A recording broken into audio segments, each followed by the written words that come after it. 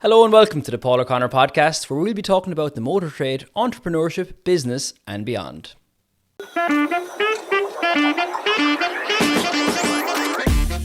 Rolling, okay. Simon. Paul, what's the crack? Good to see you again. It's been a while. It has been a while. It has been a while, yeah. I was just only thinking of it the other day. How did I come across you, or how did I meet you? Was it just through Instagram or something like that? Or I was going to tell him about the story in the back alley, but we won't go there. I think it was Instagram. I think it was. A lot of people I've met just through.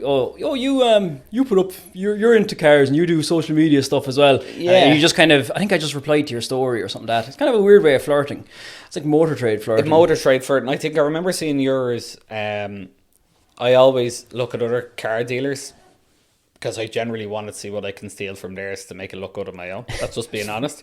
But like I had obviously saw that you had like won stuff for social media and that sort of, and I was like, fuck, so he must be half decent, but I just can never understood why you won. Yeah, I don't know. Like shocking. I don't know. I just post absolute nonsense on the internet and it seems to kind of, I don't know, resonates with people obviously anyway. The videos do work. I act not in a fucking blow smoke up your whole sort of way. I do like your social media. It's funny because it's true. Yeah. That's just the way it is. The cool thing about, I guess it is. Yours is a bit different because your cars are a lot more interesting. The cars itself, like some people put up is funny, but like the cars are actually interesting. Like as much as we try and spruce up a Honda Fit, which I do through a bit of humor or whatever, like they're pretty boring. Like your cars are pretty interesting. Like. Yeah, I mean, look, we don't have to do a lot to make it seem more interesting, which is generally pretty good. But yeah, I don't know. Like social media, it's a mad medium. I sell more cars through social media than anything else. Like the days, not being bad, I get so little leads from CarZone or Done Deal. Very little. We were only chatting with Jack Martin. I don't know, are you familiar with him? But he's in Clonmel. I know him years, but he's a car dealer as well. And he said the same. He said CarZone, Cars Ireland, Done Deal. He said it's just inquiries from that or after. They've dipped, and the cost of advertising. Exactly, it's social media, personal brand, word of mouth, repeat business, that kind of thing. I suppose just again because a lot of people in the motor trade will know you, but for the people that don't know you, give us a little bio on yourself without going into. You don't have to start from the very beginning. Now I like long walks. No, Simon Deane from Deane Motors. I was that guy who helped set up that building that went on fire. Oh yeah, that's kind of the way to do it. Yeah, you will know me from the Blazing Inferno. The Blazing Inferno. I noticed about a year ago. We'll get into it in a while. It was only funny because when I drove in past your own place here, there's a fire station. I said, God, that would have been handy. That would have been handy. It was really close. Touchwood, if it goes on fire here, we should hopefully get it. It should be grand. Yeah. I was. Look. It's a sickness. I love cars. If I didn't love cars, there'd be no way I would stay in the motor trade because for me it's too high pressure and risk at all times. But I started off buying and selling classics when I was like 18 years old. Really, really small loan I got from the bank. I bought a Porsche. My dad told me I'd never sell it. He said, like, I went into the bank. So it was an old one. What kind of Porsche? Yeah, it was a 77 911 SC, and the same guy owns it. It was Viper green. It was literally the colour of the neon behind you, right? Awesome. Class. And I knew absolutely nothing about cars. That's the truth. Knew nothing, just like the way they looked. Yeah. So I told my dad I was getting a loan, and I had one job as a DJ one night a week. So I made 200 quid a week. No money. Walked into Bank of Ireland. I said, I want a loan for 12 grand. Showed them what I made, and I had a bank loan approved that afternoon. That was pretty boom times, was it? Bang on. It was. It was pre-boom. So, like, I went in, like, studying to be a pilot. Went in DJ, and one night a week said, I want a Porsche. Perfect. That's great. Went in, got the loan. Bought the car on the Saturday. Sold it on the Sunday. And then my dad, even when he talks about it now, he always says, like, I couldn't even give out to you because I thought, one, you weren't going to get the loan, and then two, you'd never sell the car. But I remember when I brought the car back, a famine ship wouldn't even describe how bad it was. Really? Yeah. It looked amazing. Interior body was brilliant, but I remember driving it. This is how naive I was. I drove down the road and when I mean there was a whine off a wheel bearing, obviously now I would know, thank God. But I was driving on the road and I was like, what is that noise? And I turned to the guy and he said to me, oh, it's air cooled. That's the fan in the back. I was like, oh, okay, no problem. Yeah, that sounds good. Of course, it's the air cooled noise. It's an easy fix. Yeah. So like I fixed that car up, sold it. Did you make money on it? I did. I made $4,500, and it was like, imagine making on the first one. On the first one, imagine making $4,500. You're just like, oh, this is the best game ever. Oh, yeah. So I noticed, but like there was a really good niche. What happened was, you were able to buy a really good 911 for like 8 to 10,000 euro. A 911, like a 911, like 70s 911. That was the price, and you could sell them over here for between 14 and 16, depending how good they were. And I was selling 1 or 2 a month. And then obviously the crash happened. And then I was buying the cars back here and selling them back into the UK. But in the meantime, then I decided I had just went full blown into being the old pilot thing. Hard. We didn't really have a lot of money growing up. Not in a... Your dad's is a mechanic, isn't he? He's a mechanic, yeah. So like we were pretty... we were very working class. Yeah. He just worked hard. That was it. The only reason I could afford to go to pilot college was he got cancer and he got a serious illness policy. That was the only reason. So like we never would have had the money to send me to do it. And unfortunately... was that money well spent? No, not really. I'd say he's saying to himself, oh man, I wish I could do it that money. But he... well, my mum and dad, obviously, they just threw it into it. I came back, worked in the garage, and it was kind of a hard pill to kind of tell them that I didn't want to do it because they'd spent so much money. Yeah, of course. So he sent me off to Foss because he said you can't sell cars if you don't know what you're talking about. It's debatable whether I still do know anything that I'm talking about. So I waffled the whole time. At least you qualify as a mechanic. Yeah. It's more than I can do. Yeah. And that's it. And then I just kind of ploughed on. We had a very, very small backstreet garage.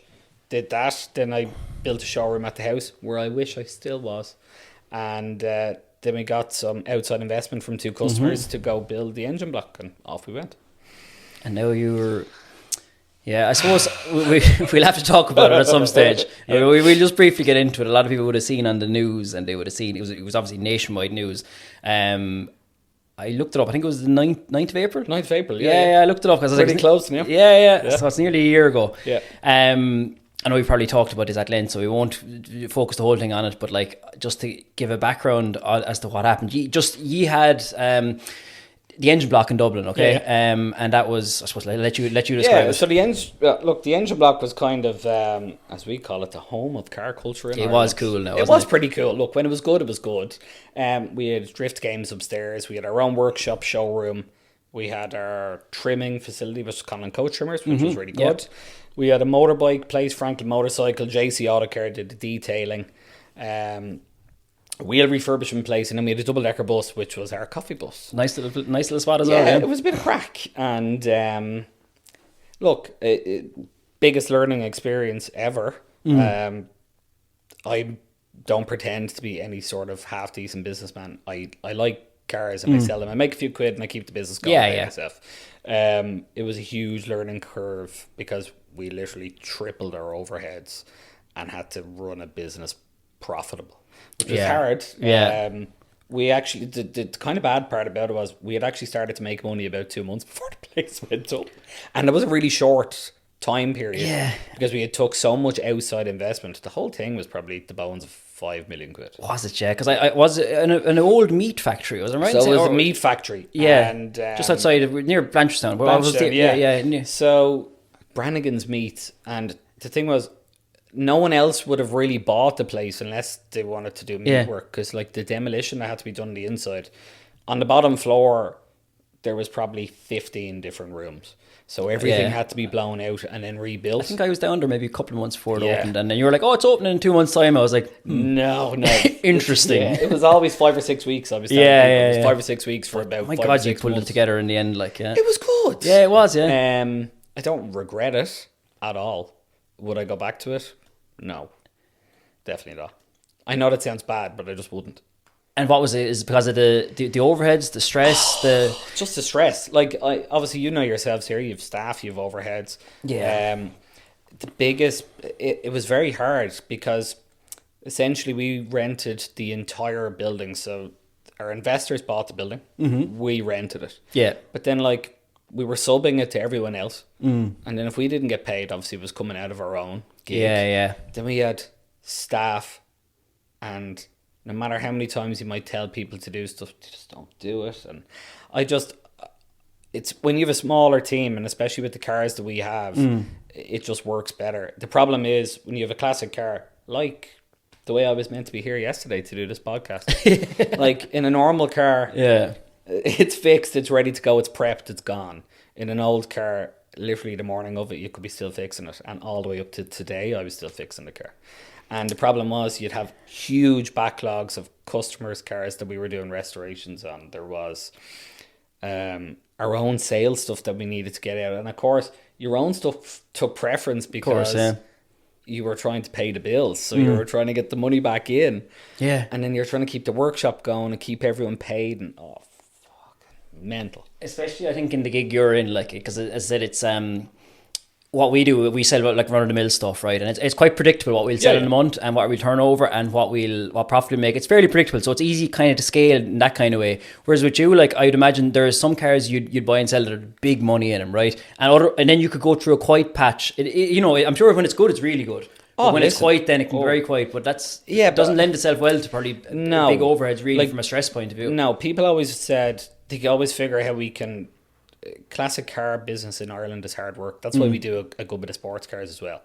But like, you know yourself, it's funny. Your margins I'd say the margins in your own cars are predictable enough. We're actually fairly predictable. Yeah, like, it averages out in a month roughly around the same per unit. Yeah, within a couple of £100 every month. Yeah, cool, right? Yeah.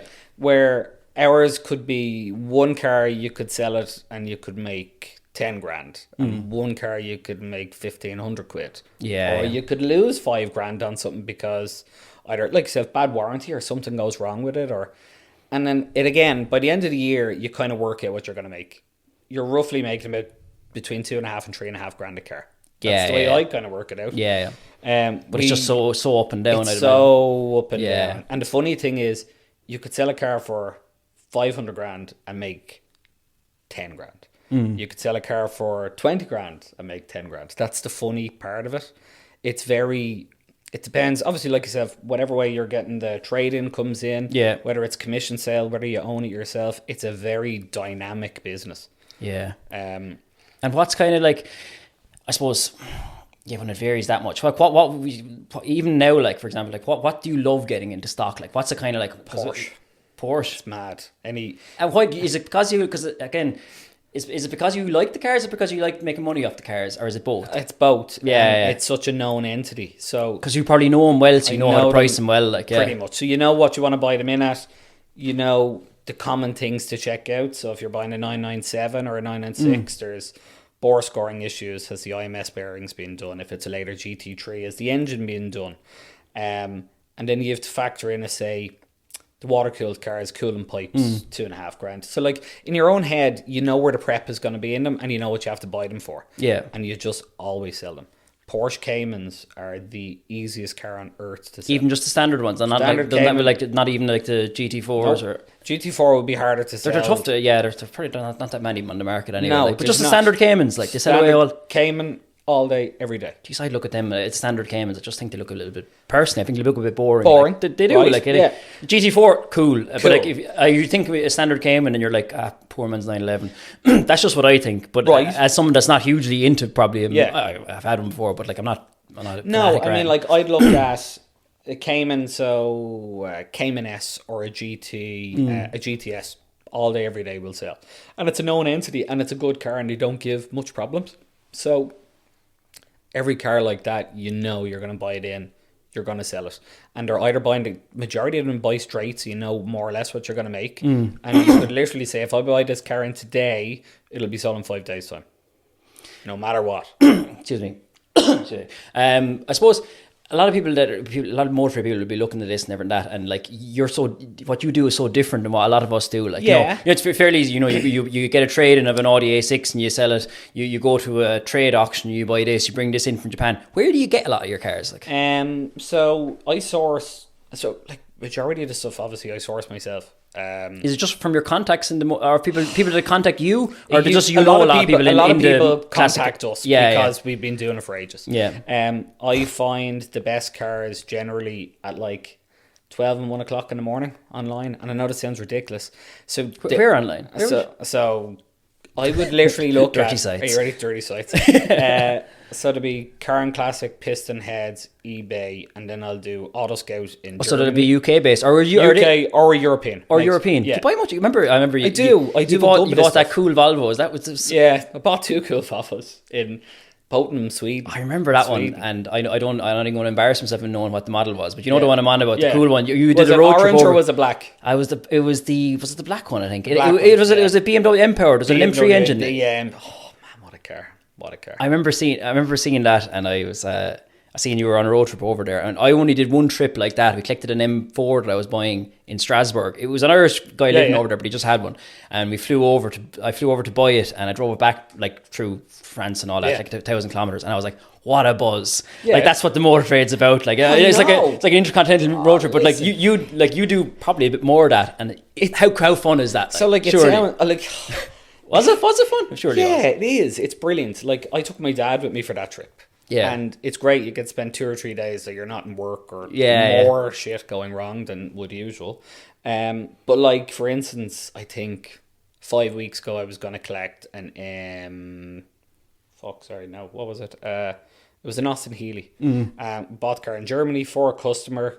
Car is unbelievably good, and the guy was taken out for a test drive the night before, and I went over, inspected the car. Everything was brilliant. The night before, we got to fly over, the clutch goes. And I still haven't collected the car. Oh my God. Where's it now? In Germany? Still in Germany. And it's nothing to do with me. Like the garage is trying to get the thing sorted. To do the clutch in it, the whole interior has to come out. You take it out from inside the cabin rather than taking it down. So right? But like, that was 5 weeks ago or 6 weeks ago now. And like that, of course, is like everything. The customer himself now has paid for the car. Yeah. We've paid the person for the car. I've dealt with him before. Right? Yeah. So I know that it's good and like they're going to fix it. But like we had flights booked. I was going to take my son with me. That could have been an hour into the journey and I could have been stuck on the side of a motorway. It happens a lot. Does it, yeah? More than you would like to imagine. Simon Walsh would always say to me, like, you're just a glutton for punishment. I just like the crack and I like fixing it and getting it on the side of the road. I do like that shite. I don't know why. Like, we bought an ambulance recently. Bought what? We bought an ambulance. An ambulance, like a Nino one. A Nino. We bought a Fiat ambulance in the UK, and Simon said to me, please do not buy that. And I was like, no, 100%. I'm going to buy it. I'm going to sell it. Just you watch. So we did a bet. We picked up a Ferrari on a day that we had sold to a customer, 348, and the Fiat van. I said, you can drive the Ferrari. I'll take the van or the ambulance. I said, everything be grand. So we did a competition who would break down first or not break down, right? I was so confident I wasn't going to break down. I pulled in to get a coffee and the ignition switch broke. Like, not the car didn't break down. That was my whole thing that I said, no, that car didn't break down. It's just the ignition switch went. And then having to hotwire the car in a car park. Yeah. You know what I mean? Yeah. Like, people will say to you, like, oh, that's no crack. I was like, it wasn't that bad. But, like, I don't know. I suppose you have to have, you have to not care that much. But even in general, even if you're in motor, like obviously I'm a different kind of end of the business than you'd be like, but like, you know, when we go on a bad run of problems, like I used to let it bother me years ago, but like, what's the point? Like, oh, listen, do you know what I mean? I've even said it to lads below in the workshop. I was like, and I said it to lads, Richard, the workshop manager, sometimes he's got over it now, but even a couple of years ago, like when we got on a bad run, he'd be taking it home with him in the evening and all that, a lot of problems. I was like, I know it's hard not to sometimes, but like, lad, we could all be fucking dead in the morning. Do you know what I mean? Just let it run over. If you sell used cars, you're going to have problems. You're going to deal with cuntish customers. I'm going to waste money. But on the grand scheme of things, it'll all work out in the end. And just don't let it bother you too much. And the same with you. Like if you buy a yoke, and I'm sure you've regretted buying cars, but God, who cares? Yeah, but look, not who cares, but you get what I mean. But like it's very funny, and not to get all philosophical about it. I, like you, oh man, when I mean the stress would be up to here, and like. Again, I'm no lie, like I'm on anxiety tablets and antidepressants. That's just it. I literally cannot function without them, right? But like pre-fire, like I would be in work at 7 in the morning. I'd be going home at 10. I'd be sending emails at 1 in the morning and doing it all again. It was just a cycle. There was no enjoyment in it. That was in the peak engine block time. When you were trying to make it work because there was so much money involved and so many people that you didn't want it to fail, that was my goal. Try and get out of it, build it up and sell it.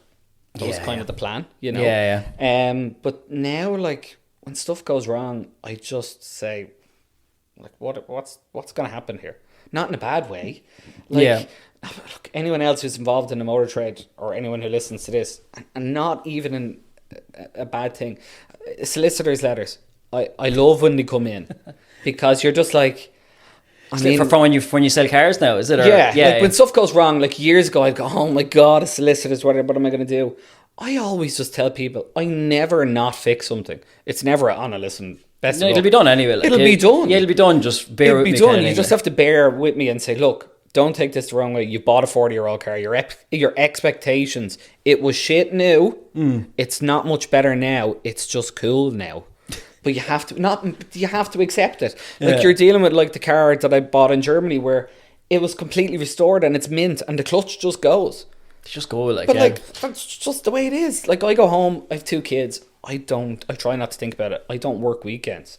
I used to work Saturdays and it used to bother me because I used to feel that people only came up on a Saturday to either test drive things or just waste my time. And I know it's a bad thing. Like that I would assume. So, yeah. I don't understand anyone who goes to see something or just waste someone's time. People do it all the time. I just don't get it. We get it. If I can't afford it, I'm never going to pick up the phone and just ring someone for a chat and go, yeah, that's cool. Yeah, no, I'll have a think about it.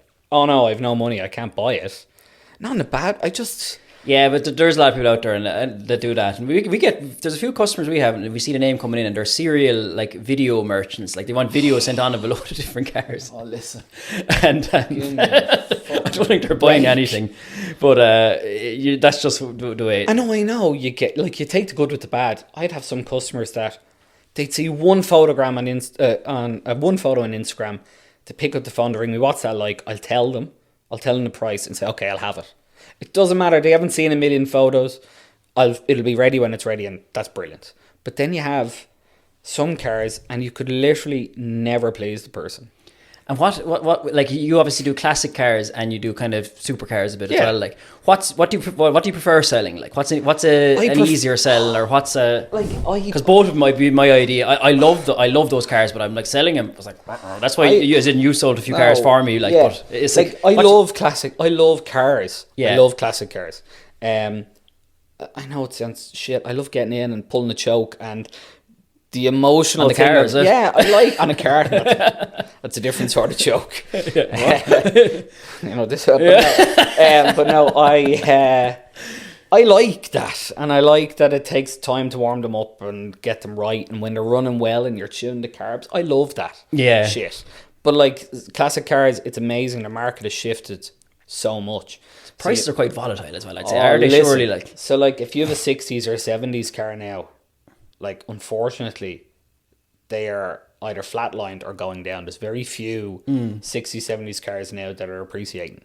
So, like, on the bigger scale of things, like, we would have sold cars to customers and they would have spent in the millions on the car. And now they've depreciated back probably 500,000-600,000 on some items. Where other cars that they've bought that would have been the same money have now appreciated by about 3 million. But that's like stuff in the 80s, in the 90s and the 90s. Yeah, some of the 80s and 90s stuff, like like Testarossas and all that kind of thing. Yeah, they're going up in good bit in value. And the 90s kind of supercars, even like the F40s and all that, they're going absolutely silly money. So, one of the cars there was an F50, and like we sold one to a customer, and I'd say it's up 3.7 million from what he paid for it. You sold it? Yeah, like sold that car 7 years ago. So it's about 3.7 million on what he paid for it. What's the most expensive car you've ever sold? That was the most expensive. Yeah. So it was 1.85 million at the time. Euro? Yeah. Obviously, yeah. Yeah. Wow. And the gas, like I said again, you'd laugh at something like that. You'd imagine your commission is like, it's a big chunk. That was my next question. Yeah. Not on that one, but what's a real juicy one now? Like if you're making 30 or 40 grand on something, you're doing really well. But like at the same time, Like if 40 grand goes into our bank account, sure, by the end of the month, if we do nothing else, it's gone at the end of the month by the time you pay staff and overhead. Yeah. Like I'd love to say, oh, I made 40 grand, it's in my pocket. Nah. Everything goes into the company and it's just to keep the ship afloat, really. Yeah. It's like yourself. No, it is. It's not like when you sell a car, you go, oh yeah, 2.5 grand. It's not like people, you know, you say, oh, you made 3 or 4 grand in a car or whatever, like, and it's not a case of like, nice one. What am I going to buy in the shop with that 3 or 4 grand? It goes into the company account and other things start coming out of it. Of course it does. And I don't see any of it. I get my wages every month, a decent wage, but not millionaire stuff or anything like that, and that's what I live on. It's not a case of like you suddenly all of a sudden have, oh, nice one, here's the 5 grand cash I made in this one and I'm going to spend it all around like that. I said it all gets gobbled up into a big business, especially when you've overheads. Like, of course it does. And like, not being bad, like sometimes you might just blow out a car. Oh yeah, at cost. Sometimes I'd rather have my money back in and go and buy something else and make it. But like, I do exactly what you do. I pay myself well, and if I make money at the end of the year in the company, fantastic. Happy days. My goal is not to lose money and to make a little bit of money. Yeah, absolutely. I'm not making hundreds of thousands a year after everything. It just isn't the business. It just isn't in it. A lot of people have kind of this, you know, they seem to, like, they probably look at you now and they'd say like, oh, I see you have a Lamborghini, for example, an Aventador up on Cars and all that, like, but like, just because you have that you're selling at the moment, it's not the case that he's going to make 100 grand and it's going to go straight into his pocket. But it doesn't work like that. No. And I mean, like, I remember, I think I had a Lamborghini Diablo, and that was like, red one. Yeah. How cool is that? That was like peak poster on the wall. Car was crap now, in all fairness, in a funny sort of way. Like, they're terrible but amazing at the same time. They were supposed to be better than the Countach. They're way better than the Countach. Yeah, the Countach was supposed to be just unusable almost. Again, I'm just basing on what I've seen online, like, but it's like it's a piece of art more than something you'd want to use. Yeah, but you drive the Diablo, like, are they quick, like, compared to like modern supercars?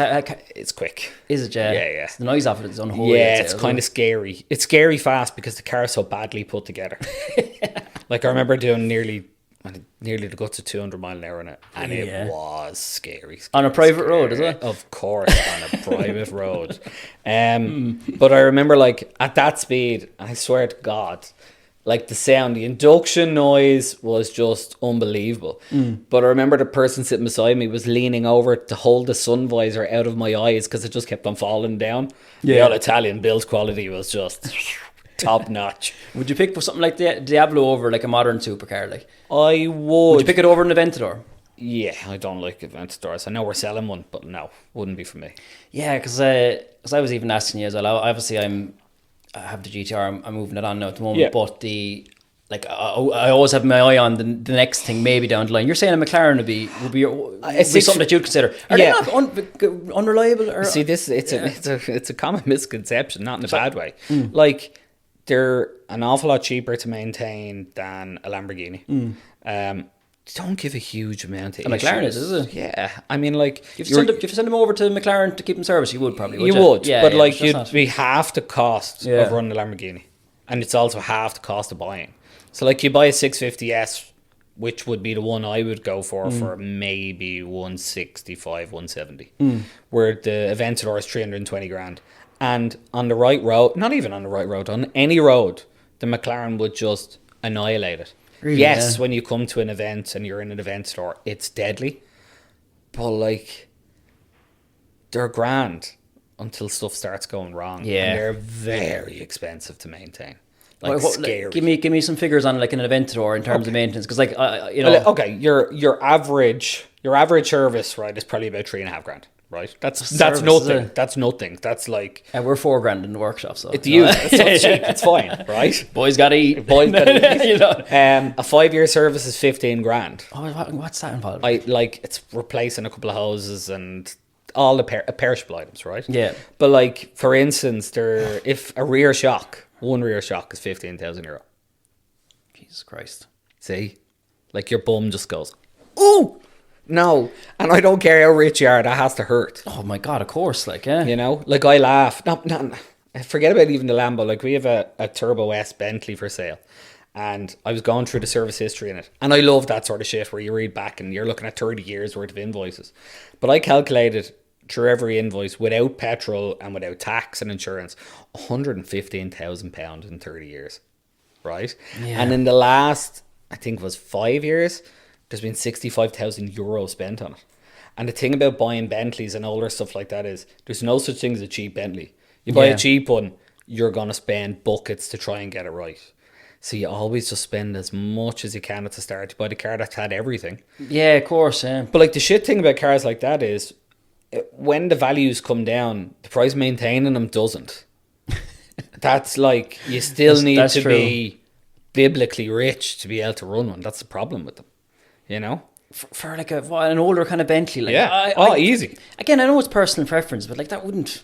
See, it wouldn't do it for me, like, you know. See, I love that shit. Do you? Yeah, I do. I love getting in a big, huge armchair and what's the is just because you're into it? Like, I find that the coolest thing about having a supercar for the say the GTR and the GT3 that I had, if you classify them as that, which you probably would, but was just the people you meet and like the supercar runs and things like that. Like, but like, what's the appeal of having it for you? Like having an old Bentley. I like being able to jump in the car with my kids and have a bit of crack. That's what I like, and I like because it's the noise, the speed, the feet. I know you might believe it. It's actually very quick and it's a big car, so like. You can really feel it moving around you. But like, I love that it's €56 road tax because it's vintage. Yeah. And I like that, like stuff like that I enjoy. I love getting into a supercar. Like I had kids seats in the Diablo and I drove everywhere. So when I had that for 2 years, I did 24,000 miles of it. Did you? Yeah. Every day I nearly drove it. Rain, snow, you name it, I drove it. That was the point.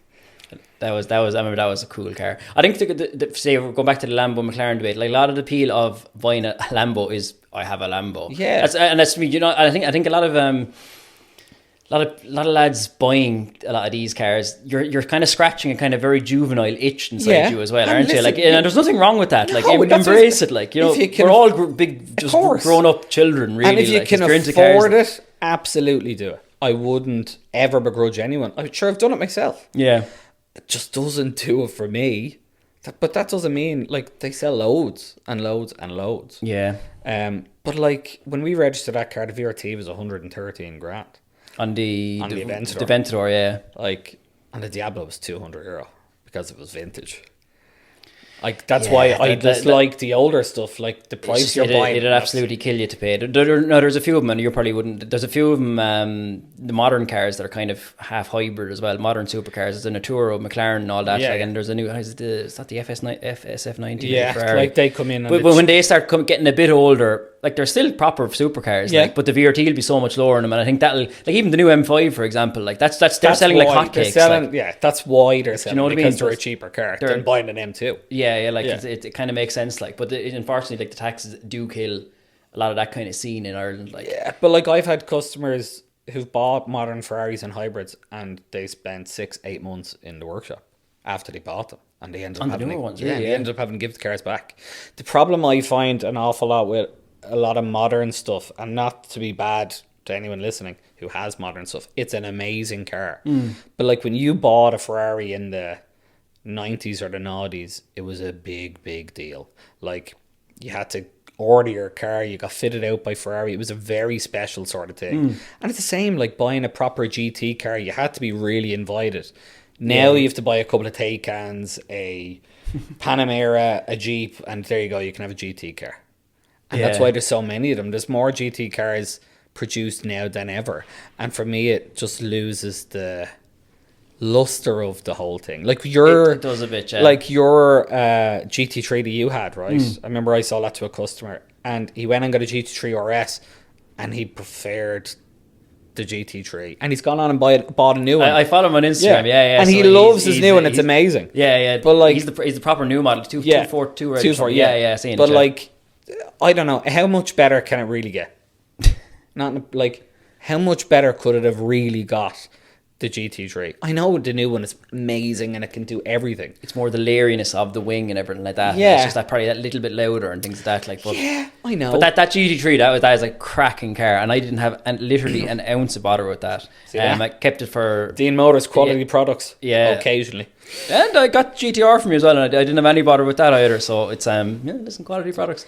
Debatable. And then you'll get a McLaren and we'll all go wrong. It's on camera that I said they're okay. You're always kind of, because you know I'm an easy sell sometimes. So I often get dangling little carrots in front of me. Sometimes I dangle the carrots in front of myself. Like I say to the lads here to hold them, no, I'm not buying any more of those cars again. And then all of a sudden, within 10 minutes, I'm like, I might buy a Lambo actually. Sure, look, I know.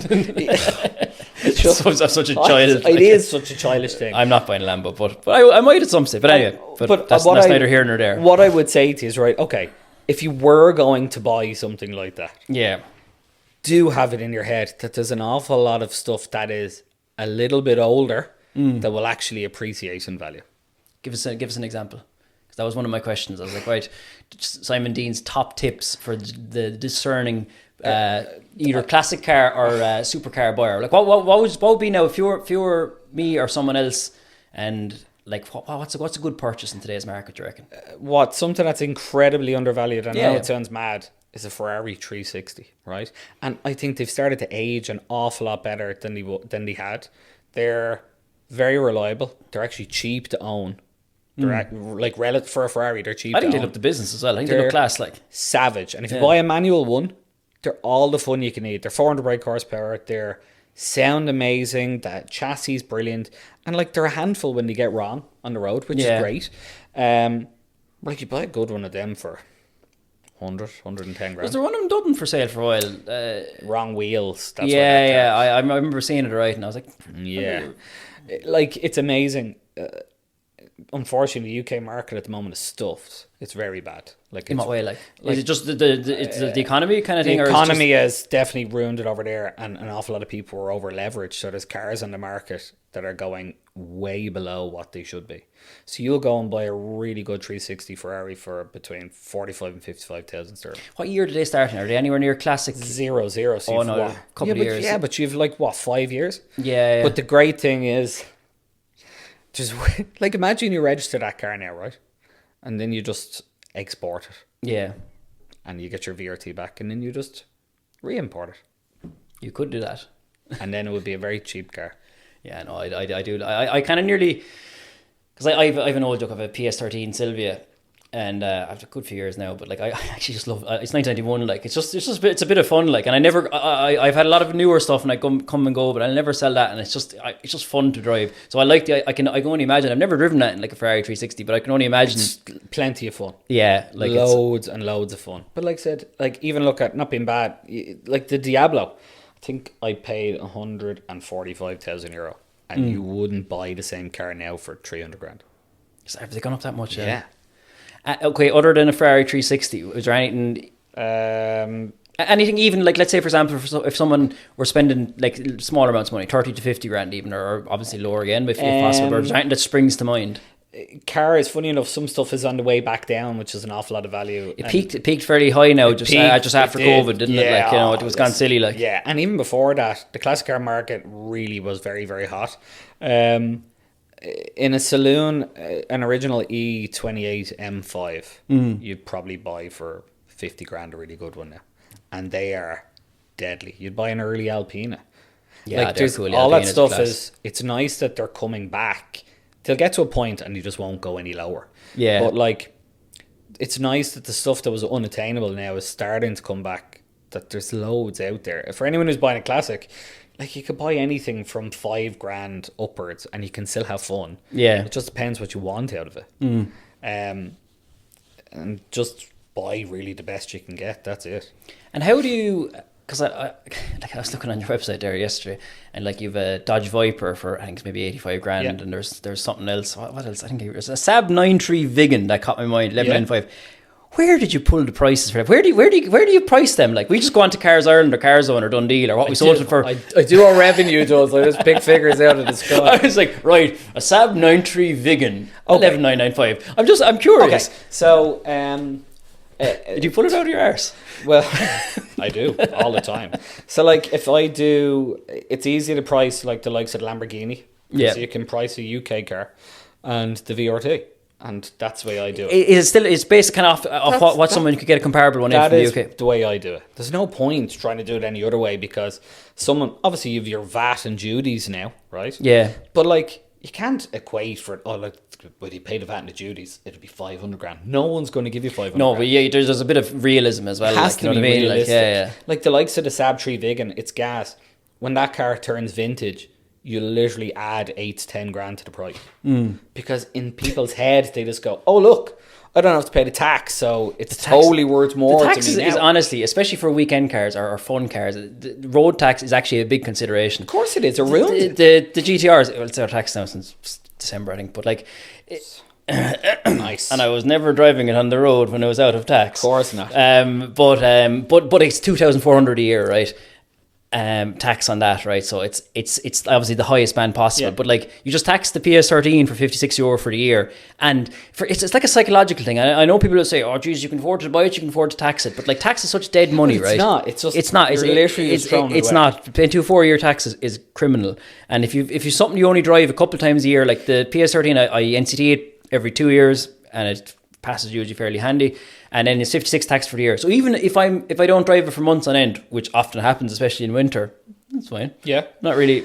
You see, so like that is a big thing for people, I think. I price cars off previous sales and knowledge, and then just watching the market.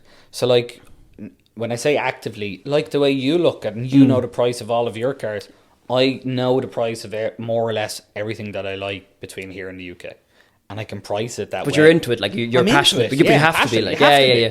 Because like I had an interview this morning with a guy, and he asked me how do I price my cars. He was like, you don't just go into Cars On or Done Deal. You have to just know your market and know that the last time I had one, the car flew. It was really, really quick to sell, so I must have undervalued it. Or the last time I had one of them, it was hard work, and so we'd have to come back from it. If it was a really good car, I'd say obviously it was too saucy. We have to come back from that price. Of course, yeah. And I mean, a big thing I find, like when you're looking at, see what you're talking about the road tax there. So like an E92 M3 is the biggest. So like when you go to 08, if you've one that has 1,800 road tax. Oh, they changed in 08. Or you've one that's 2,400 quid road tax, right? You'll get an extra 4 grand for the car that's the 1,800 quid road tax. Would you? Yeah. You would, yeah. You'd sell that car for 30. But you'd have to know that, and that all comes with experience. That all comes with buying a 2,400 quid road tax one and not being able to give it away. Yeah, you have to be, and especially again, I follow some of Tom Hartley Jr. over in the UK. I'm sure you do as well. Like, but like he sells like off like fucking premium of the most expensive ones ever. But like you'd know by him, like he knows his cars inside out. Like, but you know on particular models, but you'd have to, or else you'd get stung. Especially in your game, you'd get stung because like. How badly can you get stung on a 2017 Polo, for example, or even an Audi A4? But like on the cars you're buying, you have to know your stuff. Yeah, like. And I mean, a lot of the time, what we do is because we deal with so many repeat customers, not being bad, when you're selling the stuff, you're not gonna burn them and get one big, I'll get this fucker now and I'll make loads of money off this car. You're gonna see these people all the time, and that scene is a small kind of place, and that car is gonna come back to you again. And if you roasted the person, it's very hard to turn around and say, by the way, the car is actually only worth this when they're trading it in. They just hate you. It's like this kick in the balls.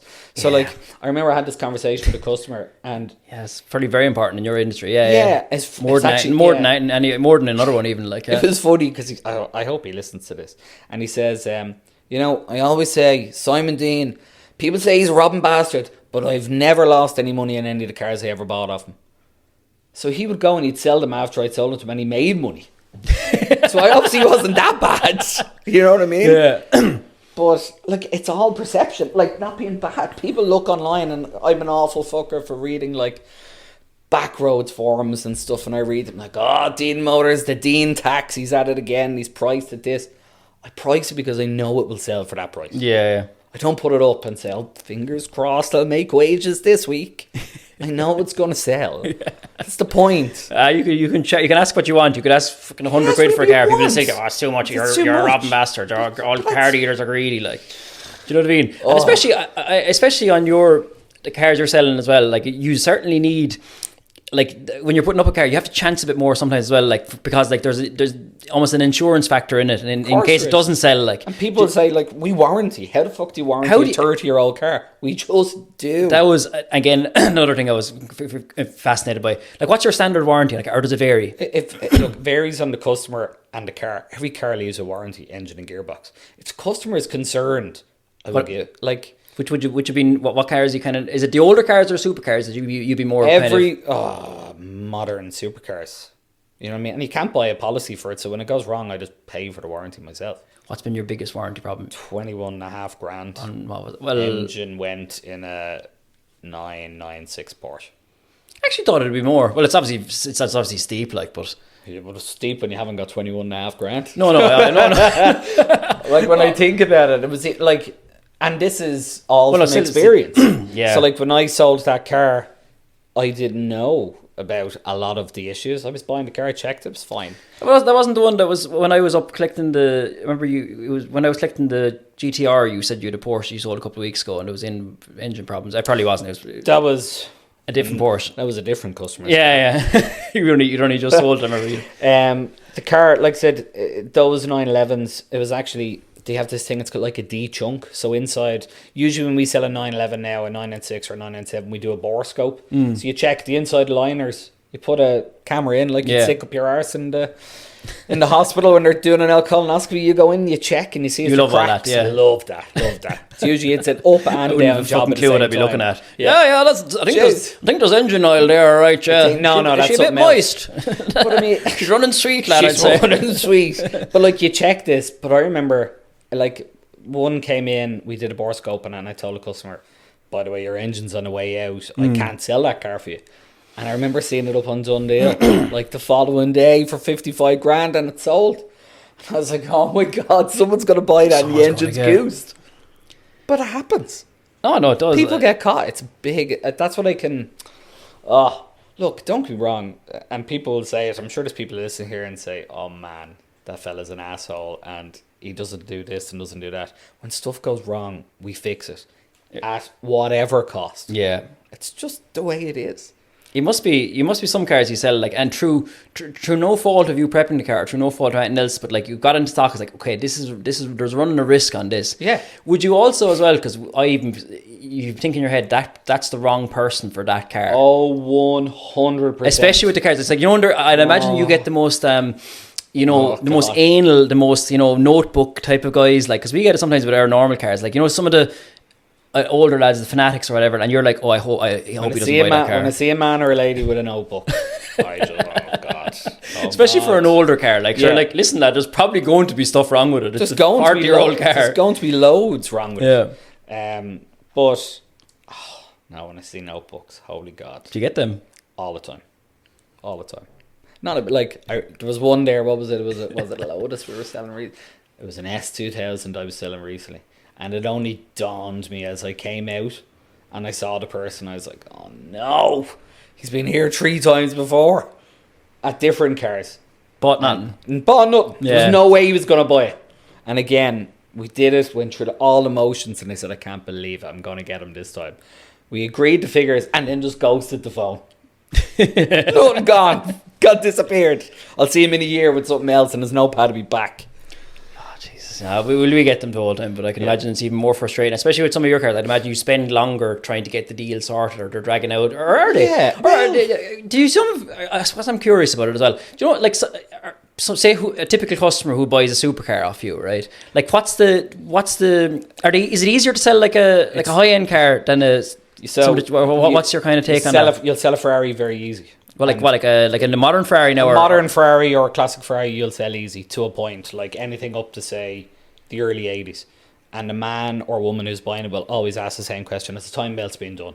It's the first question they always ask because it's what they're told to ask. And you say, "Oh, yeah, they've just been done." It's even on a Ferrari, well, that's all. That's all they care about. It's where it was a 17 because they're meant to be done kind of. They say they're meant to be done every 3 years. Yeah. And I remember talking to a Ferrari mechanic, Ken Plant, and he said, I've never taken off a set of belts on a Ferrari. He thinks once in his whole life that actually needed to be replaced. But I suppose it's when you go, it's the cost. Yeah. So Ferraris are easy. Selling a Lamborghini, hard work. Selling McLaren, easy. Have you so many like McLarens or Lambos, modern ones, in total over the years? Yeah, loads. Yeah, loads. Would it be off market or would you be advertising? A bit of both. I do an awful lot off market. Yeah. Someone will offer me a car and I'll know in my own head someone who'd be interested in it. Yeah. And then I just make a call. An awful lot of stuff wouldn't go on our social media. And you see, you run the risk as well with certain cars. If you put it on the market and it doesn't sell, you've kind of tainted the car a little bit.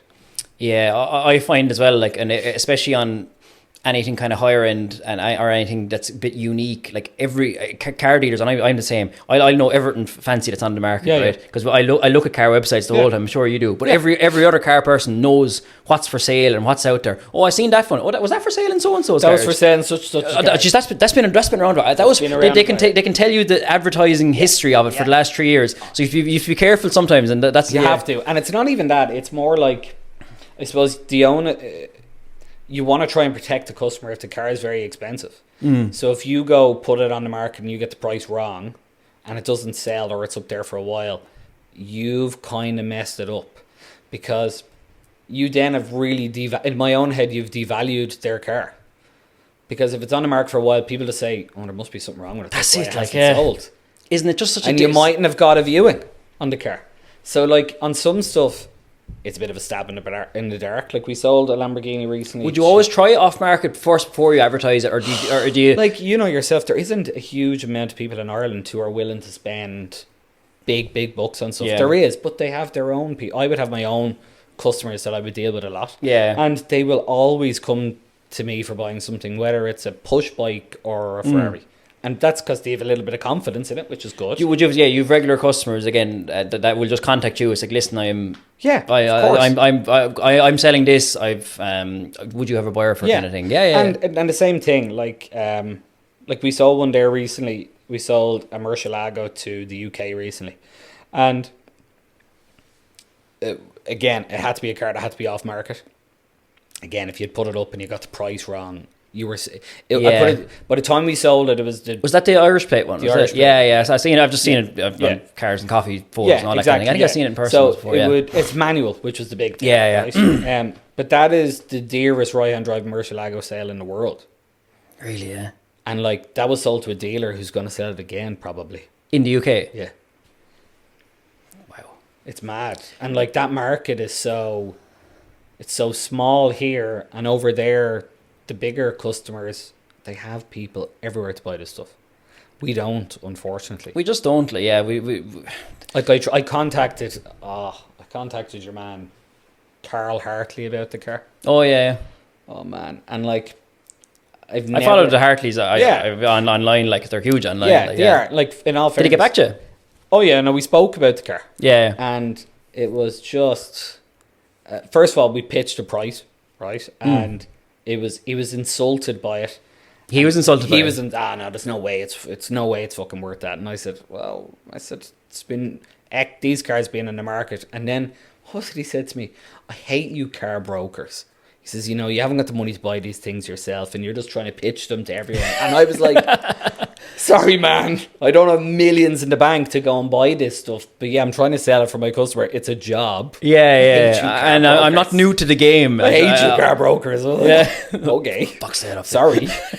But like, we sold it to DK Engineering, and I can honestly say, from a professionalism point of view, like, second to none. Really, yeah. It was brilliant. It was an eye-opener and a game changer for someone to deal with how professional and how good they were. Where are they based? I haven't heard of them, I don't think. So DK Engineering would be one of the biggest Ferrari, kind of classic Ferrari retailers in the UK. They do predominantly F40s, F50s is their big thing. So follow them online. Your mind will be blown by the stuff that they sell. Yeah.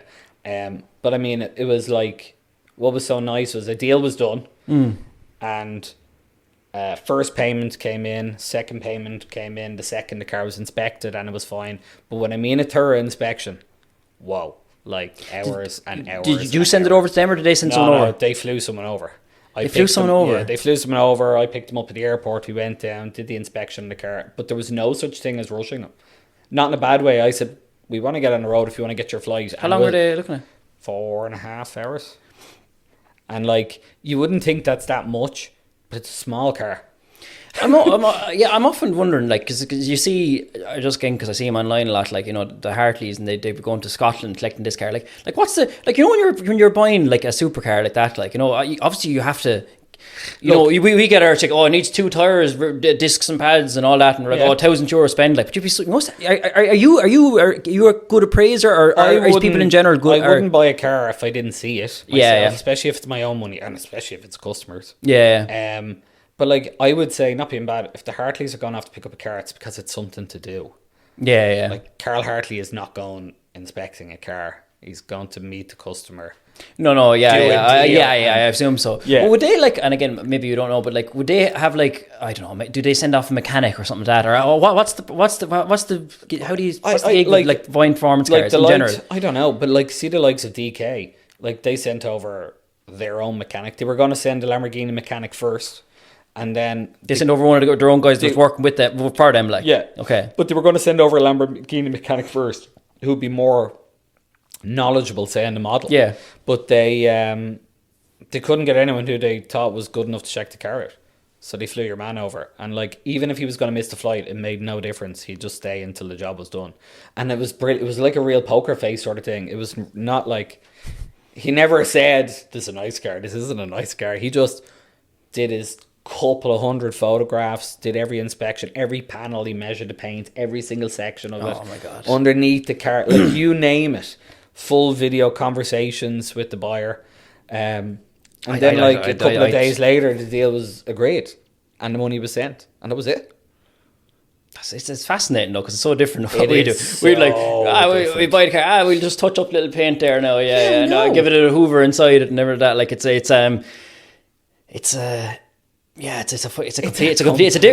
different world, like different world. Does it like, but you'd be so nervous getting in something like that into stock, just in case there was something that you didn't spot or something like that, or that. Well, I know you were selling it on behalf of someone, like, so it was not so much, but like that, just that'd be nerve wracking. But like, I mean, you know what I mean? I remember when we did the F40. You can't get parts from a scrapyard for these kind of things. You know what I mean? Get it on Parts Finder there. Get it on Parts Finder. Yeah, Mixed garage. Mixed garage. Yeah. When we did the sale of the F40,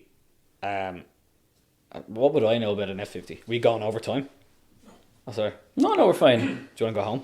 No. You sure? No, was that for the 1 hour mark? Reminder. We'll wrap it up. We're having a good chat. We'll wrap it up in a little bit. But the like, when we did that, like what you said, to get things wrong, the dash on them is it's all like miniature light bulbs and LEDs and that sort of stuff. And I thought it was a bit dim.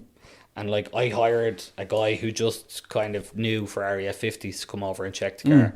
It was the best $2,500 I ever spent in my whole life, because the dash was like 25,000 to repair, and it was faulty. Jesus.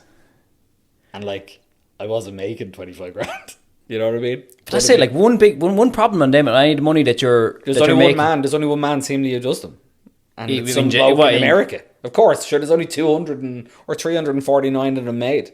It's not like you need a couple of specialists in the world. I prefer them in F40. They are so cool. They are my dream car. There's a video on YouTube, and this guy had a full exhaust system on an F50, and he was just doing a review on it. I can't remember what video it was, and I can't remember what exhaust was. But anyway, it's an F50 exhaust video. I just searched it, and it's nearly the first one that comes up. The noise off it.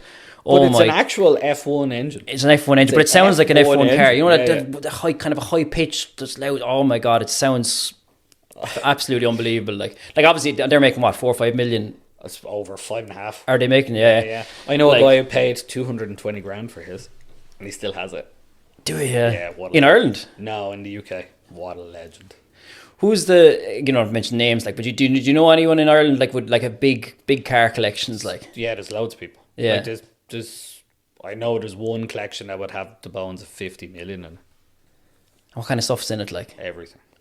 Modern stuff, older. Modern, all the way back to nearly everything pre-war, like from the first car in the world, sort of stuff. A lot of these, and I know for security reasons or for people's own privacy reasons, like, people, you don't see these things in the public eye too much. Like, no, you do sometimes, but like you do, and it can be a bit of a shame sometimes. Sometimes, but there is, like, as the saying goes, there's levels to this game. Yeah. Like, you think, you watch, like, people look at some of the cars I have or some of the cars you'd have, and you'd say, oh geez, I wish I had something like that, or I wish I could drive something like that. But then you see other lads, and I'm like, I am so poor. I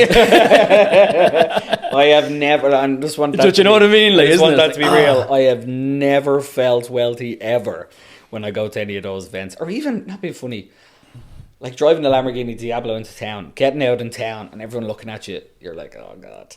and you just want to kind of say, I have no money really. This is all borrowed, so don't worry about it. It's grand. It's like the perception. Yeah, the perception. Sometimes, and maybe you'd think the same. I remember when I even had the GT3, like, you know, and I often make this example to the lads, like, you know, you drive home in the evening and it's like, oh, I have to go up to Tesco and get a few bits. Like, you do feel like a bit of a knob, like turning up somewhere. Or, you know, sometimes you're just not in the form for it. I remember one Sunday I was very hungover and I brought the Porsche home and I just wanted to go up to the shop and just get a drink and like a breakfast roll or a chicken fillet roll or whatever it was. And like there was young lads coming over taking a photo and asking me a load of questions. I was like, I'm sorry now, I know it's a cool car. I'm so not in the mood. You know, sometimes you're like, sometimes it's great, you do want the attention, and I'm a bit of a narcissist like that sometimes. You know, anyone buying them, it's like, it's cool to get the attention. Nice car, you know, thanks. Oh, thanks so much. But like other times then you're like, I actually don't want the attention. It's always, I remember, and people always come over to talk to you when the car's broken down. Oh my God, there's nothing worse. Can I run out of fuel in your case? Can I help you with anything? And you're literally under the dash. Just try to fix this wire here. Nice car, buddy. Oh God! How much does that? How quick does that yoke go? Give her a rev. Do you get lads? You're driving a Lambo or whatever, and they're passing you. They've been doing like this motion as if it's kind of like, it's not a scrambler, lad. God. Yeah. We were at the Cannonball, and I remember a friend of mine lent me his i8. And of course, it was like, give it a rev. I was like, because sure, it doesn't make any sound. It's a hybrid.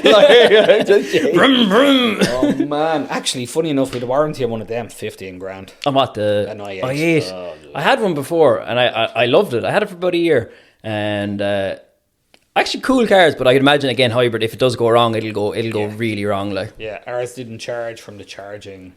It charged when it drove, but it wouldn't charge from the plug-in, so you just assume it was either plug or the plug-in. No, it was some fucking connector on the battery, and the battery was 15 grand. Yeah, that's the future. So I suppose just to bring it back to present day, let's say for yourself, right? You obviously we briefly touched on.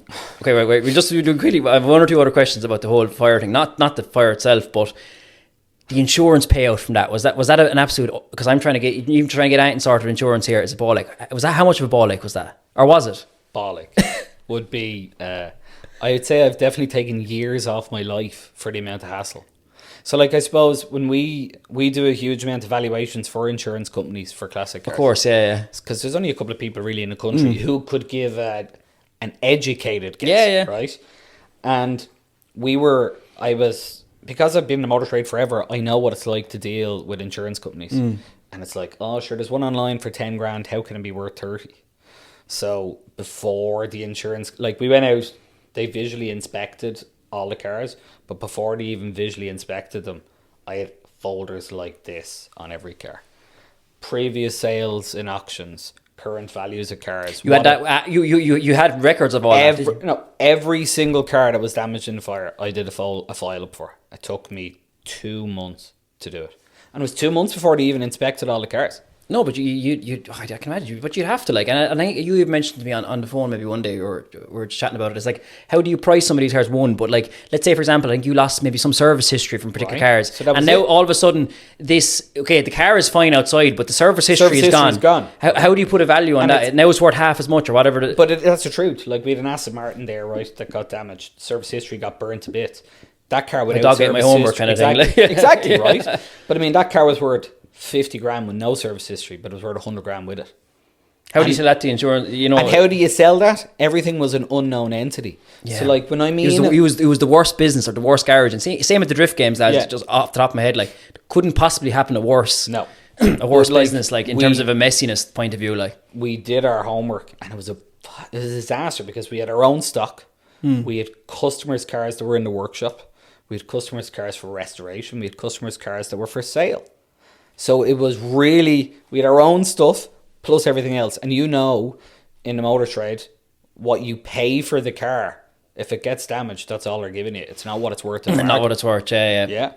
But I mean... And it doesn't mind what you prepped on the car. Like we even lost a car someone crashed into a customer of ours. They had one of our cars, they had their insurance. But like, you know, we like, for example, and it wasn't much. So we got back what we paid for it, but we'd spent like 2 grand prepping it as well. Forget about that. So we're actually down money, and obviously we had to give the customer a loan car. But like, so you're down at, you know, it's not like you're up money from it. Like you're down definitely on a lot of these things. Like but yeah, from your... Some of the bizarre stuff, like we had, like...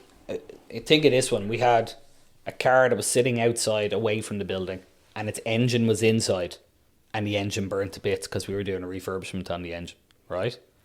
But the car value was like 100 grand. But like to rebuild the engine could be 70 grand. But they didn't want to fully write that car off. So they'd pay out 70 grand to buy a second-hand engine, but they've then devalued the car, so they had to give the customer more money for the devaluation on it. Like, it was so bizarre, some of the stuff. Fuse box. A fuse box went on... was it everything done on like almost like a piece-by-piece basis? Every single car was an separate insurance claim. So we had our contents, which were insured, I think, to 280 grand or 250. Can't remember. So we lost there, obviously, because no one ever thinks their place is going to go on fire. You don't think it, like, yeah. But we were insured to the hilt, as in customers' cars and stuff that went up. But, like, how do you, like, we were repairing a fuse box on a customer's Testarossa. The fuse box was €18,000 for a fuse box. I'd fucking make one. Oh my God. But, like, that was 18 grand, and that had to be bought new for the customer. And that burned down, like? That burned out. Just the fuse box was inside the workshop, gone. 18 grand for the fuse box. That's, like, I'm not saying, like, insurance companies aren't perfect, but, like, it was a complete nightmare for them to try and... Do you know what I mean? Without, and obviously, they're trying to not be taken advantage of. Yeah. You're trying to get back what you're owed, yes, like, and everything like that. Like, again, without getting into specifics, like, were you down money from the whole thing? I'd say, personally, probably lost about 400 grand, I'd say. Fuck. Yeah, really, Jesus, that's a tough pill to swallow. But there's customers who lost a lot of money, unfortunately. But what we did was, when I say, if an insurance company, their car was, say, worth 30 grand, and if the insurance only gave 20, we gave them the extra 10. So every single customer was made whole. No one got shafted. And there'd be no one who could say anyone got bad out of it. Every customer got... Well, I just from you know to people in motor, like no one spoke in any way ill of you or the business. Or apart from I was obviously telling everyone the usual stuff, cowboy, but and I suppose on the positive, you probably seen as well in the weeks and months after, like there was a lot of goodwill, I'd say, sent your way. I still have to get out and drive T-shirt. I bought a T-shirt. You won't believe. Nice fit now, by the way. It was a bit expensive, but I said I'd support the boys. See that bastard. But you got a lot of goodwill, for want of a better word, like, you know, people were sound to you, I'd imagine. They were, and I'll be completely honest, right? Without us selling the merchandise, we had no money for wages. Really, yeah. Really. So, like, I think... Because I was saying, I would imagine, like, that was... Because it's going to take weeks and weeks and weeks for, like, insurance money to kick in. I think we had 70 grand in the bank when the fire happened. And obviously our wages bill was huge. So, unfortunately, we had to let people go, right? How many staff did you have at the time? 13 staff. Fucking, that's a fair few, yeah. And then... we dropped down to 6 that we needed, and then family members came in to help, and everyone dropped down to half wages, everyone, which was bang on, you know what I mean? Apart from myself, I stayed on. I actually upped my wages because I'm fabulous and I'm worth it. But we got an interim payment from the insurance company. I can't remember. I think the interim payment was, €75,000. Yeah, but we got that 2.5 months later because they gave us nothing because they had to make sure that we were insured to accept liability.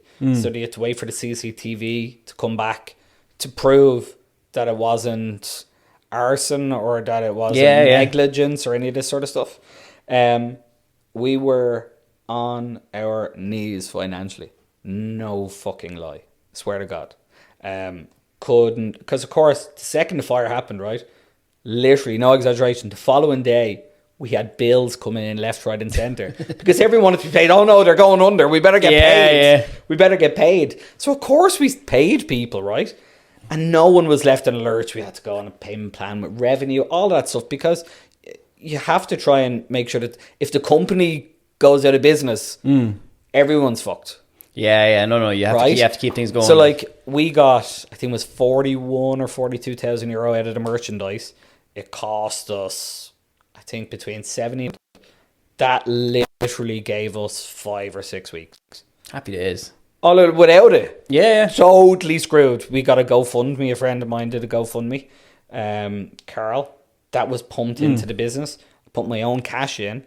But like, like when I mean we were flat out broke, broke. And again, you'd never. Again, like I actually only renewed my insurance for the year today, actually, and you know, you never anticipate you're going to need it. Like, you know, it's just one of those things. Like, yeah, I have to have insurance. What you think, right? You think, okay, you think I might have an accident on the road. Yeah, right? that's what I thought. Road risk. Like, and it's like, well, that these things happen, of course. Like, but for the place burnt around, or everything you have to be gone. Like, no one anticipates that, and it is a fairly rare event now. To be fair, like, it was the biggest. I remember our broker told us it was the biggest insurance claim that they'd had in something like 10 years.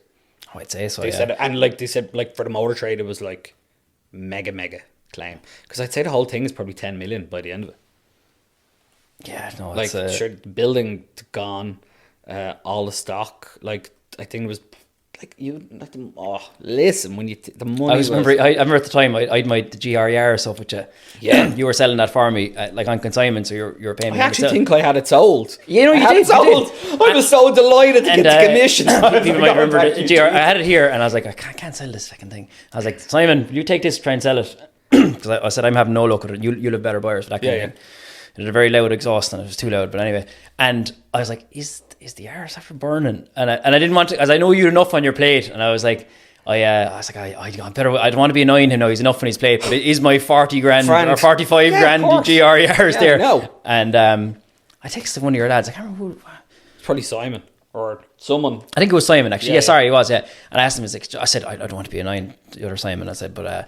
I said, is my Yaris okay? Oh yeah, no, it's okay. The car's okay. I think it might be still going out next week. Talk to you in a few days. I was like, oh cool, yeah, cool. Yeah. I'll leave you to it. It's like, no, there's no panic. Like, just Jesus, there's no rush with it. But because like just so I know, just like, so you know, So you imagine then, so like it was bizarre. But there must be other customers that's onto you like, well, what's the story, mate? Because that was only one of the cars I had in stock. So look, if it goes tits up. You know, I might get insurance money at some stage, but like it's not like I was waiting on money for it. It would have been okay for 6 months or whatever. There's no panic. But I imagine other people. I love the way you gave me a time now. It would have been all right for 6 months, but after that, you would have sent in. No, but you know what I mean. Like, I was like, well, but no, I mean, like if a private customer, if you were trying to sell one of your cars and you wanted them, and you needed money to buy a house, or if you needed money or whatever, if you need a loan on the car, more to the point, if you're paying off a loan, like you want that money, like you know. Some customers didn't get paid for, I think it was 7 months until we got the big payout.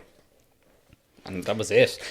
How long were you until you got kind of most of your money? Oh, we didn't get paid until like the 7th month. Oh, the 7th month, yeah. So that was kind of late last year. So what they were trying to do was they tried to tie up all the cars in one. They wanted to tie up all the cars and just do one figure for the whole thing. So like customers have to be patient, which was hard. And then if they don't hear from you, they're worried that you're going to go bankrupt, or you're going to take their money, or what's going to happen. Yeah. And a lot of people who knew us, the trust was put in, which was great. Some customers were unbelievably difficult to deal with. Some were brilliant, as you can imagine. And then it's our fault as well at times. We probably weren't as transparent as in word. You wouldn't be on the phone as much to them.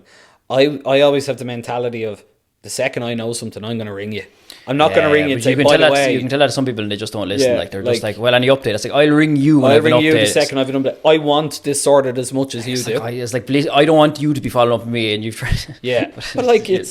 some people are just... That's the way they are, like, and they're that to everyone. Like. Yeah, but I mean, like, when I said we were broke. So, of course, we've no workshop. Can't make any money. And then we had no... I couldn't sell the cars we had that in stock that were fine, because... the insurance company wanted to keep every single car on site, even the non-damaged ones. And the reason for that was he wanted to ascertain that the value that we had on the premises wasn't more than what we were insured for. So you imagine that you had 3.5 million quid's worth of cars and you're insured for 2.5 million, right? They'll give you the 2.5 or whatever, up to the 2.5, and then they'll discount because you had extra million there. Yeah. And it will cut back. So they had to wait. I get the idea, but I get it, right? God, but like, we couldn't take it off site, I think, for 6 weeks. I remember you telling me that, yeah. So it's just... and of course, when you're telling people, they think, this is all a spoof. But no, like, really, man. Honestly. This is like, they've never dealt with anything like this before, and they hadn't. No, I hadn't heard of it before, like, but it was mad news for a couple of days. Yeah, and I mean, if I was going to do it again, I wouldn't do it like that now. And like, just because you've done it again. I haven't been up there yet, but you have a new little premises at the moment. Yeah. Where is it? It's very simple. It's like literally around the corner from my gap. Is it? Yeah. Really, it looks nice. You're a good man. You're a good man for decorating the place. Like you've nice little. You should have decorated our podcast room. Like podcast room is lovely. It's probably nicer than my office. It looks nice. Like but it's nice. It's kind of reminds you of the engine block. You've kind of. I just again from the photos I've seen online. You got your pictures of cars online. Your nice little kind of black paint. Look, it's fine. Like do you have a workshop there? You do. So we have our workshop 5 minutes the other side. So there used to be this small garage down the road from the house, and the guy who was there was coming to the end of his lease. So we kind of bought him out and bought the rest of the equipment in the garage. Yeah. And the lads are working away, and it's great, and it's simple. And I'm back doing appointment reviews. When a customer wants to see a car, I know they're genuinely interested. And who do you work in there at the moment? How many lads do you have? Myself, Simon, and then there's 3 in the workshop. I'm probably going to go back working as mechanic for a while. Really? So, yeah, my dad's got his own knee replaced. My dad's knee is fucked as well. Yeah, so when they get older, they just like he just likes going in. But yeah, I don't know. It's kind of. Are you happy now at the moment? What you have? Totally delighted. Are you happier? In hindsight, are you happier now than when you had the engine block? Like, yes. Are you more content with it? Quality of life is better, and I'm not as stressed. And when I say making more money, no, like I'm making a living, and I'm making a living without a lot of the drawbacks. And I'm enjoying it an awful lot more. Being able to actually enjoy driving the cars and having a bit of crack and spending time with my kids. I never saw them at all. Yeah, like literally, my wife literally raised them for 2 years when we were there. Yeah, it's you do that. You do that for a certain point, like, and then we're still on. I have storage on this phone. Sorry. So we're still running on the other one. We're still running. Okay. Right. Well, we'll finish up soon anyway, because due to the unique way that our production budget is, we have iPhone storage. I like it. There's plenty of storage. This one. I specifically asked you, was there enough storage on it? You're not a heap of storage. But where were we? But no. No, I don't. Get rid of your dirty videos off the phone. Oh. Which one is it? The work phone or the personal one? The work phone as well. Full of pictures of cars, I hope. I thought this was going to be more like a casting couch sort of thing. Yeah. We're that's after. That's after. Yeah. Oh God. What was it? Yeah, but I think we're on about you're after scaling back in terms of overheads and size, but you're after increasing your happiness and enjoyment from it. Oh, listen, like that's what it's all about, isn't it? It is, and I just don't care as much anymore. Like Simon and my brother James are now my partners in business, which is great. I'm glad you clarified partners in business. Damn right. In business, especially my brother in business. We're a very close family.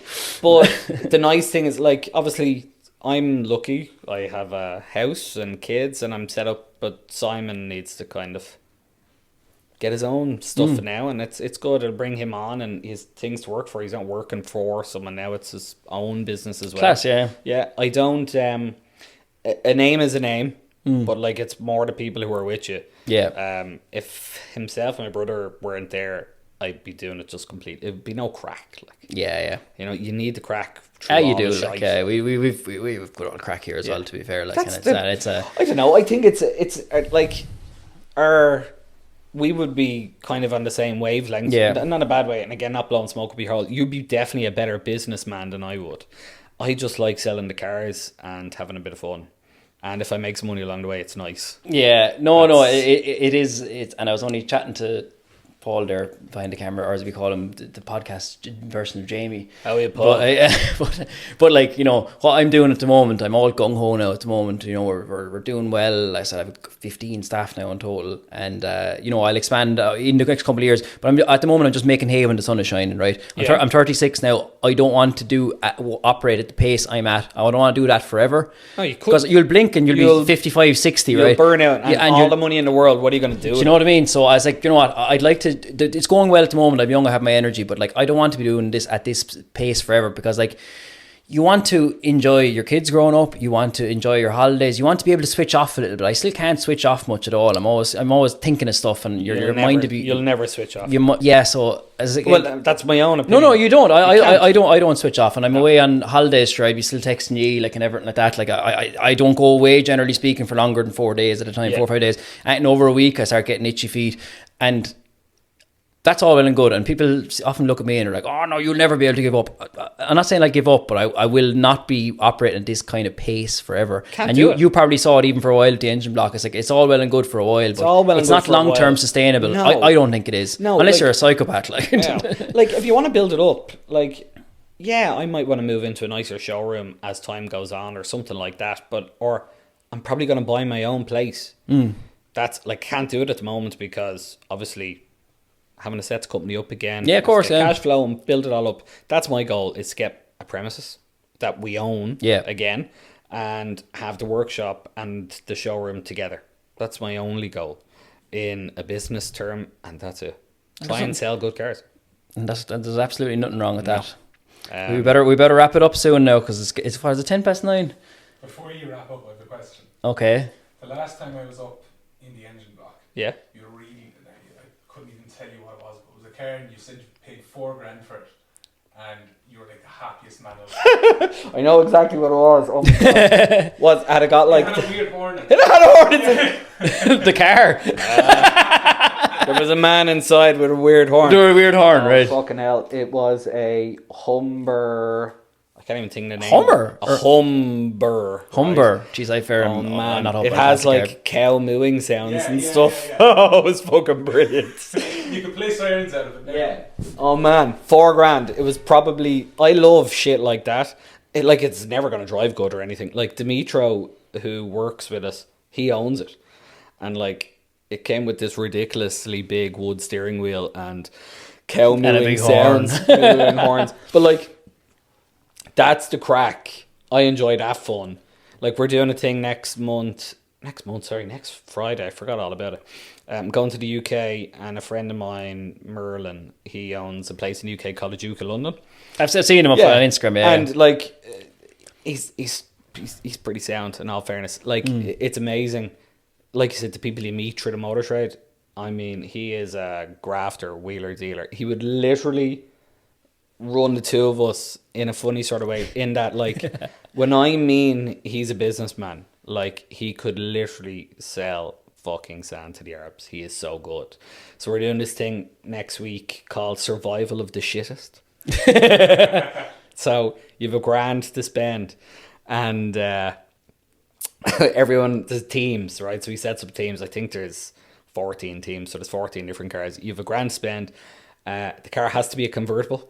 It has to have a fully functioning... it's like a Top Gear challenge. Yes, Yeah. right. And there's Top Gear, there's challenges all the way.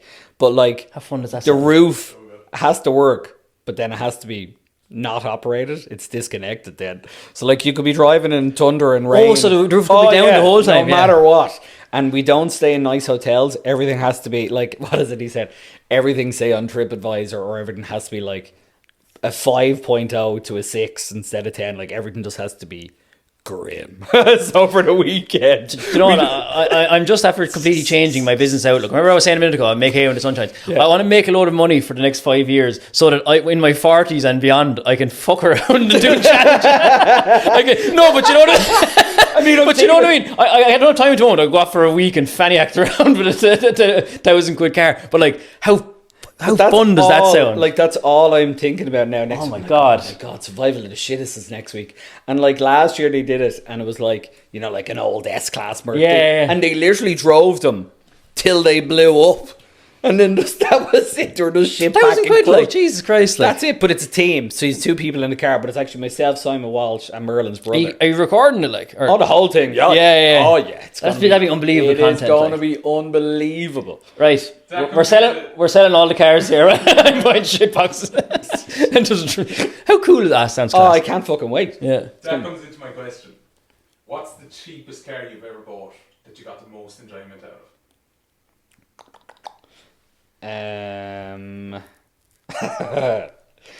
A Maserati. No one wanted it, and I paid $3,000 for a Maserati 4200. And What year is the 4200? I know nothing about that. so like it's a 4200 grand.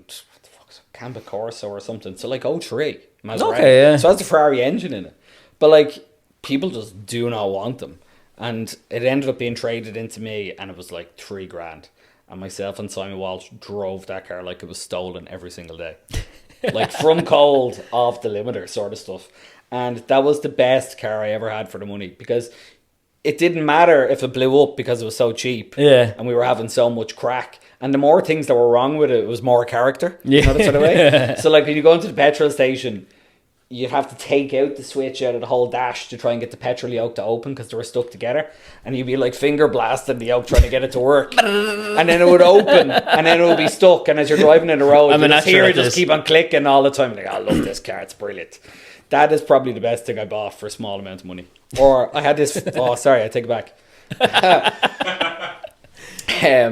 Back when I couldn't get garage insurance, or when I just had my own kind of insurance and I just wanted to drive other cars, your goal was to buy the cheapest car that you could get insured on, but get other driving on your policy. Yeah, so, of course. No, everyone was always that. Everyone was that a thing anymore, is it? I don't know if it's a thing anymore. Is it? Drive other cars thing. Who did do that? Was it? Tough to get it.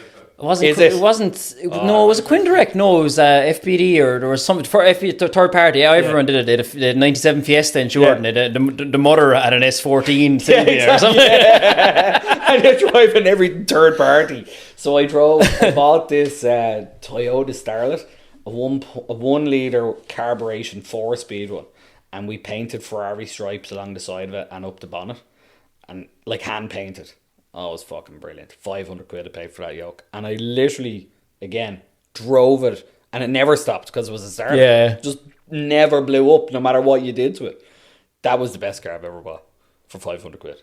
I had it for a year. Sometimes the cheaper ones are even the best. They are the best. Like Kieran Sanford here in Dungarvan. Like, he just I love a good old bad joke. But he'd buy, like, he'd get a 400 quid trade-in, and he'd just drive it for fucking weeks, like, you know what I mean? He loves a bad joke. And I kind of love a bad joke myself. I honestly see the appeal, like, you know. The field cars.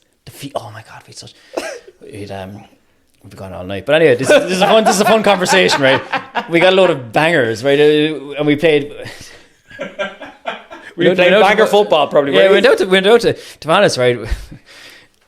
Yeah, we did. We went out to Marty that works here. He's a field out the back of his house, right? And a big field, decent sized field, and all that. And we were like, we should give a game of like they did with, I think it was with the Fiat Pandas in Top Gear, where they had a big football. The big football, yeah. Yeah, and they were playing like handbrake turns and all that. Yeah. We did that with about 5 scrap cars that we just took in as trade-ins and just procured from different places. And it was a bit wet though, was the only thing, so we were just skidding the whole time. But all it basically was in the end was a demolition derby. Essentially, we were just all crashing into each other. And I think you might have it up in your personal ticket. I didn't really post it on my, because I just thought, a professional point of view, it would be like we were literally encouraging dangerous driving, crashing into each other. Yeah, It went to shit. and I could be wrong, and I might get trouble for saying. I think even 1 or 2 lads were drinking as well. It's okay. It was on private land. It was on private land. Drinking Lucozade, but it was on private land. Of course it was. But it was some fun, like, wasn't it? Ironically enough, it was the Fiat Panda that survived. The Fiat Panda actually was the one that survived at the end of it. We could not kill it, but because at the end of it, we knew we had to scrap him anyway because they were all crashed by the end of it. Like, so we're trying to kill him essentially at the end of it. Like, but it seized and it just kept starting again. It just kept. You need to cool down and it's just go again. Of course, of course, mint.